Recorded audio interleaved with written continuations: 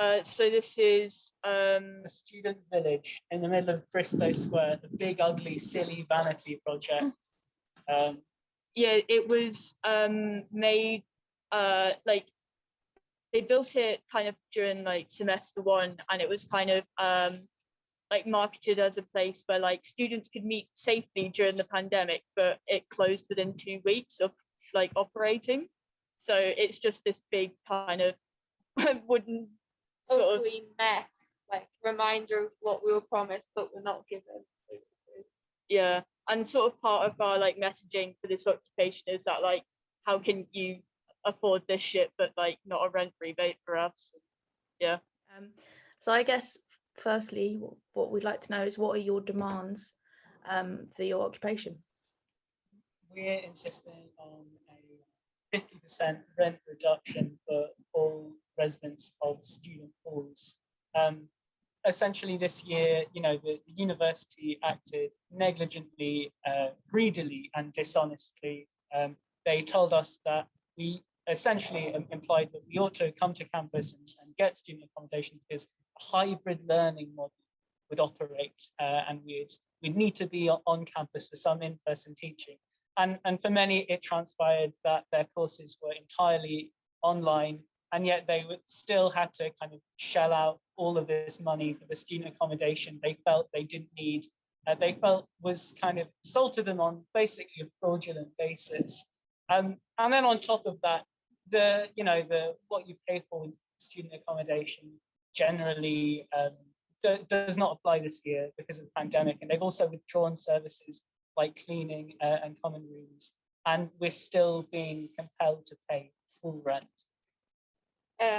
Second demand is to improve Wi-Fi and online learning platforms, because that's something that everyone's sort of been struggling with, is that they want us to do an entirely online degree, but the Wi-Fi isn't fit to purpose. They're meant to be improving it at the moment, but like we haven't seen the real real-time improvements at all yet. And then the third demand is protection for all students who are involved in the rent strike. So it seems like the story where you are is similar to the stories at different unis around the country, and that you've been essentially forced to come back to university on this promise that there'll be some sort of normalcy, and you've got there and it's not been the case. And on top of that, you have rubbish Wi-Fi, so you can't even experience this, you can't even properly do your online work. So I understand your demands. Have you heard anything from the university since you've I suppose since you've started the rent strike, but also since you've gone into this occupation? What's the dialogue been like? We've heard from when we officially kind of like threatened the rent strike, we did receive an email from the principal, but it was it seemed like he'd barely read what we'd said, like he didn't understand what we were saying at all. It just felt very kind of copy and paste sort of thing. We also recently received an email from the accommodation manager, but again, it's all kind of trying to negate what we're saying, and claiming that they're making improvements and sort of saying all the staff are working so hard, and it's like, which we don't doubt the staff are working hard, but that's not the point. They seem to, especially in the first email, they seem to be trying to create this narrative of staff versus students, greedy students trying to get staff to do in-person learning, which is something that we never even considered asking for. It was just not in our agenda at all. On top of that, it's worth saying that we also support the kind of regulations in student halls related to coronavirus.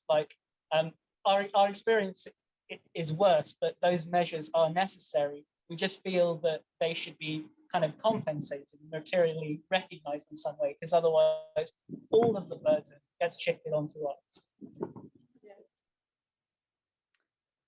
Yeah, the dialogue between the university and the activists is rarely a good one, but it doesn't sound like your university is even trying. I saw on your sort of social media and heard that you were threatened with debt collectors and bailiffs and that kind of stuff. So can you explain a little bit about why that's happened, and what that might entail if debt collectors do show up to university halls? They've been quite sort of nebulous about it. Ever since the beginning of the strike in January, we received those emails where they made a kind of vague reference to debt collection, and they didn't outline anything specific. We've got no concrete idea of when they might take that kind of action, how they might go about it, really. I think the issue recently has been that they've been increasing the number of emails they send. They've been hand delivering them to people in flats, which is not COVID safe at all. For the management, but also for us, why there's no need to do that. It's the exact same email. And I think also setting up rent arrears meetings and things like that, which people are starting to, they were sort of worrying because a lot of talk about debt collection and yeah, it's all to scare students basically. We don't know exactly what it's going to be like if they just follow through with it. I don't think I'm too worried about it. Yeah, it sounds like a few empty threats and that kind of stuff. So I suppose my next question is, how long do you reckon you'll occupy for, or when will you stop occupying? Well, this is this particular occupation is a flash occupation. So right now we're probably only going to be here for the duration of the day, but that doesn't mean that it won't happen again. I guess we'll come to sort of my last question, is what can people do to, well, either students in Edinburgh to support you, or people in Edinburgh, or people around the rest of Scotland, England and Wales? What can we do to support you and show solidarity? Students in Edinburgh can cancel their direct debits to the university if they're in uni halls. If they're in uni halls only. But yeah, join the rent strike if you haven't yet, to Edinburgh students in university halls.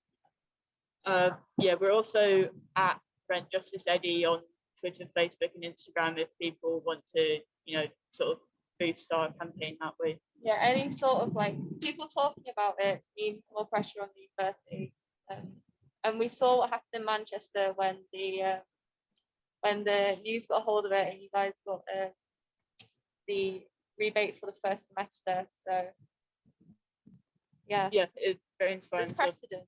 So yeah, it's probably worth saying we have been consistently throughout this inspired by what student rent strikers have been doing across the country. Manchester has been particularly influential and inspirational for us. Well, that's good to hear. I think that probably scares universities everywhere, especially those in the Roster Group and the higher up universities, that students are actually talking to each other and taking heed of others' actions and that kind of stuff. So I imagine it won't be just you that does these kinds of actions. I think there will be more and more around the country, and it won't be just however big your group is of students that are thinking, oh my God, look at what they're doing. It will be inspirational to students in Edinburgh, as well as around the country, just as perhaps the occupation in Manchester was. So I guess thank you for the interview. I'll stop recording now, and solidarity from everyone at Counterfire.